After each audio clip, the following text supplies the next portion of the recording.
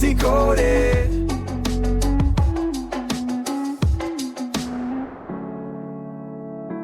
Hey there, knowledge adventurers, and welcome back to Book Decoded. Ready for another podcast episode where we unlock some serious life lessons. I'm definitely ready. Great, because today we're diving into the really inspiring world of Kwame Alexander's book, Say Yes, Find Your Passion, Unleash Your Potential, Transform Your Life. Oh, that's a fantastic choice. Yeah. Kwame Alexander, New York Times bestseller, Newbery Medal, Emmy Award-winning producer.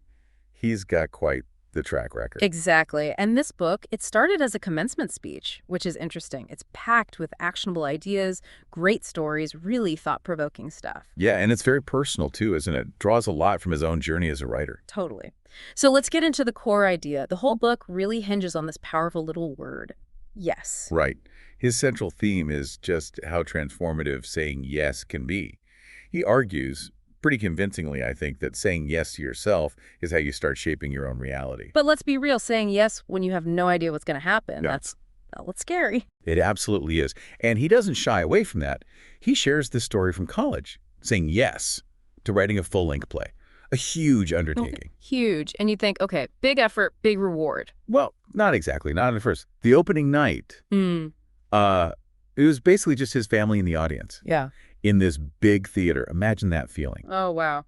Yeah, that's rough. A real gut punch. Definitely. But he says it was right there, in that quiet, empty theater, that he learned something vital. Which was?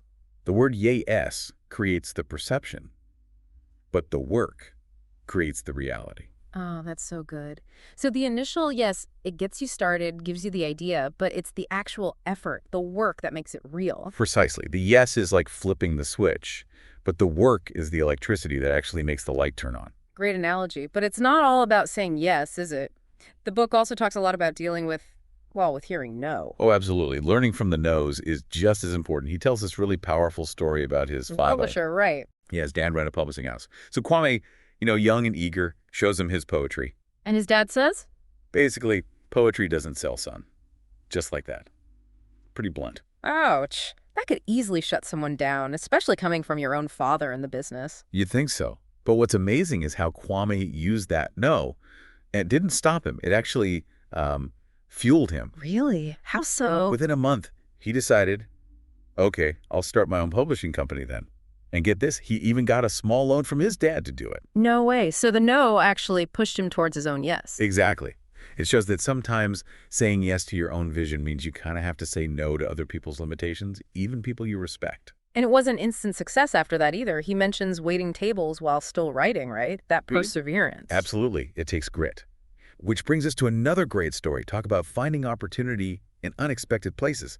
Selling his poetry at a church. Oh, yeah, the Maranatha Community Church story. That one's wild. He's up there reading these pretty sensual love poems. Right. He reads a line like, if you were in front, I'd behind you. Pull out some espresso and grind you. You can just imagine the silence in the church. Like, uh-oh. Total silence. You're thinking he's crossed the line. But then someone in the back just yells out, hallelujah. Seriously? Seriously.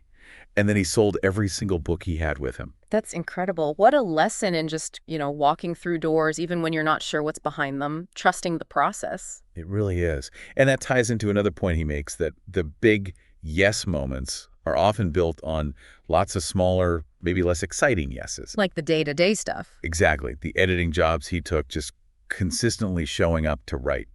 Those little commitments pave the way. Until that bigger opportunity comes along, like at the writers' conference. Yeah, that pivotal moment where a publisher actually shows interest, specifically in a children's novel, in verse, about basketball.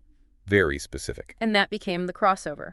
But even that wasn't straightforward. He talks about tons of revisions, right? Initial rejections. Oh yeah, lots of work. He even mentions getting some really tough feedback from a writing coach early on, basically saying his stuff wasn't quite there yet.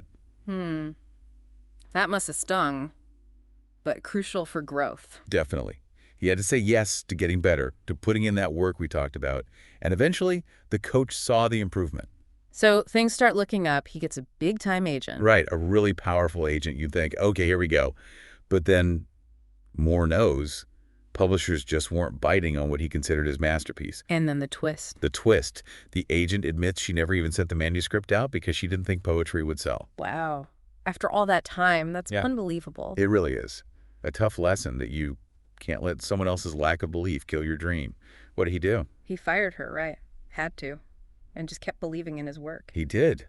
Talk about resilience. Yeah. And that belief, that persistence, it finally paid off. Big time. The crossover gets published and then wins the Newbery Medal. Just amazing. A huge validation. Yeah. And the story keeps going the yes to adapting it into a Disney Plus series. Which got Emmy nominations. Seems like the ultimate success story. It does. But then, another twist. The show gets canceled. Oh, man. Even after all that success, the no can still find you. Exactly. It's a really powerful point he makes. The journey isn't just a straight line up.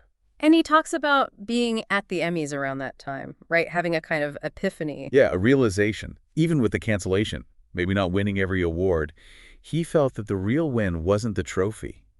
It was the dedication, the process, the love for the work itself that was the success. That's a much healthier way to look at it, isn't it? Focusing on the journey, the passion. Absolutely. Believing in yourself, loving what you do. That's the core message. And he shows this isn't just a lesson learned once. The yes and no cycle continues, like with his tour bus idea. Oh, the bus. Right. Even after being a huge success, people pushed back. Too expensive, no guarantee it would work, lots of no's. And he kept saying yes to his vision. He did. He got the bus. And then there's that final little anecdote trying to park it at the LA Times Festival of Books. And they told him no. Initially, yeah, just a flat, no parking. But he didn't just accept it. He went, found the person in charge, made his case, and got a yes. Huh. Perfect example. Sometimes you just got to challenge the no. It perfectly sums it up. You will face no's, probably lots of them, Yeah. but you have the power to question them, to push back and keep saying yes to what you believe in. It really comes down to that, doesn't it? Finding your passion, embracing the ups and the downs, the yeses and the nos, and just putting in the work. Exactly. Say yes Yeah. is ultimately this invitation to actively participate in your own life, to say yes to yourself again and again. So maybe something for you listening to think about today. What's that yes that's kind of nudging you? What dream are you ready to put the work into? Yeah. Good question to ponder. Let's leave you with Kwame Alexander's own words. Be tenacious. Believe in yourself. Say yes to becoming yourself. Thanks so much for tuning in to Book Decoded. Until next time.